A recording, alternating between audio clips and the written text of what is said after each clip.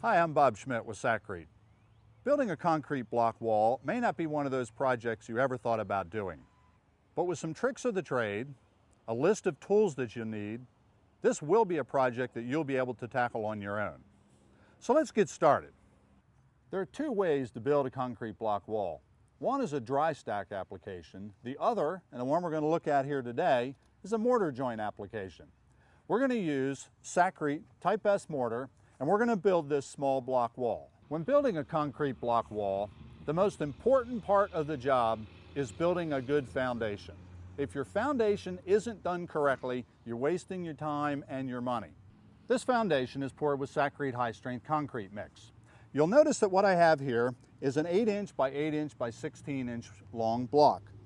A foundation should always be twice the width of your block. In this case, my block is 8 inches wide, so my foundation right here is 16 inches wide. When I set this block, it will be right in the center of my foundation to evenly distribute the load. The next most important thing beside the foundation is setting your corner block. You always build your wall starting from the corner. If the corner block is set incorrectly, the rest of the wall is going to be crooked. So it is critical to make sure that your first block is set straight and set level. Before starting any kind of project like this, make certain that you check with your local planning department to determine the proper specifications for building walls and footers in the area where you live. This foundation is 16 inches wide, our block is 8 inches wide. Since we're going to have 4 blocks along here that are 16 inches long, that's 64 inches. This block is actually 3/8 of an inch shy of a 16-inch block. The reason for that is to allow for a 3/8 mortar joint. So that if you want to put 4 of these block down, which are going to be 64 inches long, we've made this footer 72 inches long. That's going to give us 4 inches of space from this edge to where the block will start. It's going to give us 4 inches from this edge to where the block will start, and the same over here. You want your block to be dead center on your foundation. So I'm going to measure in 4 inches like here, and I'm going to make a mark. And I'm going to come in 4 inches here, and I'm going to make a mark. And then I know that my block needs to start right there.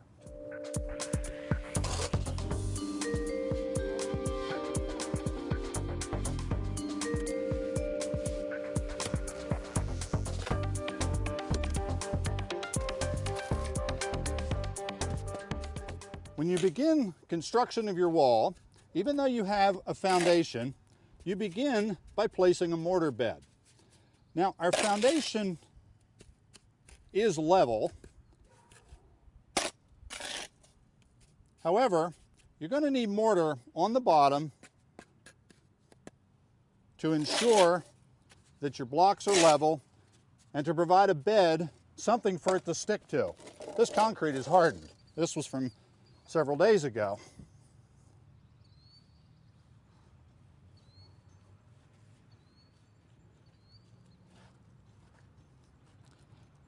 Now, as I said, it is critical that this be level. So I have a level. And when you check, typically one end will be higher than the other. And what you want to do then is tap it into place. In this case, I'm just going to push down a little bit on this end, because this end is a little bit higher than the other. Check your level. Make certain that your bubble is right in the middle. Okay, our corner block is now in place. And you'll notice that this block is perfectly flat on this end. You always want to use a flat block like that for the corner. The next block we're going to use, you can see here, the ends here are raised slightly. It's not flat like the end block. All of the center blocks, we're going to use a block just like this with raised ends. What I'm going to do now is I'm going to put mortar on the ends. Don't be afraid to use too much mortar. Too much is better than not enough. Because when you push, the excess will simply come out. And you can use it. It's not going to be wasted.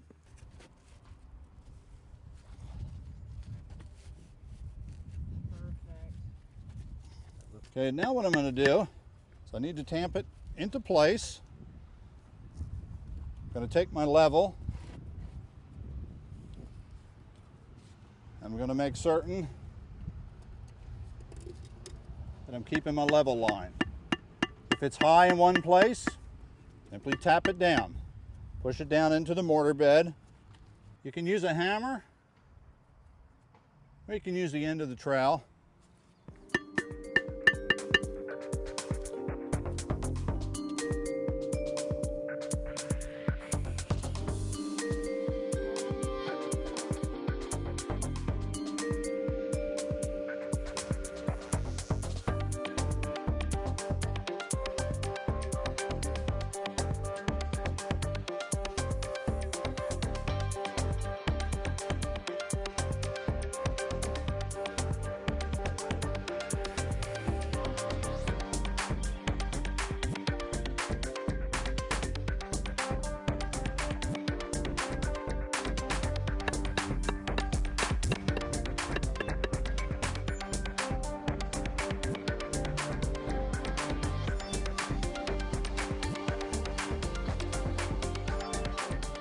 What we're doing here now, you can see this block is only 8 inches by 8 inches by 8 inches because we're right at the end of our wall.